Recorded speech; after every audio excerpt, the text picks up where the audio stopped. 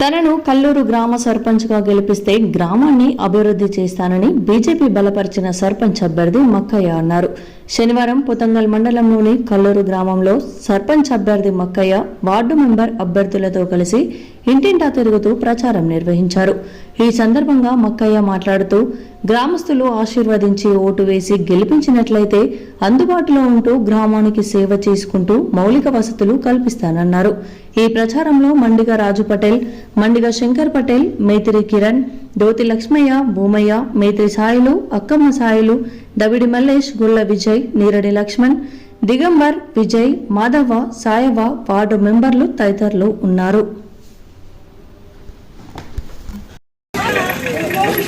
నేను శంకర్ పటేల్ అనే కల్లూరు వ్యక్తి.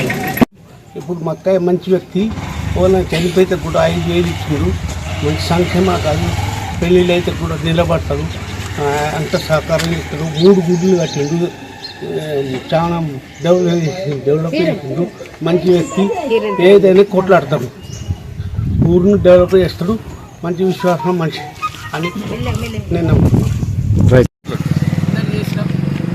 ఆధ్వర్యంలో వార్డు నెంబర్గా నిలిచిన 10వ వార్డుకు మొదటిసారిగా ఫస్ట్ 21 సంవత్సరంలోనే ఫస్ట్ సారిగా నిలిచిన వార్డు మెంబర్గా నా గుర్తు వచ్చేసి స్టవ్ గుర్తు.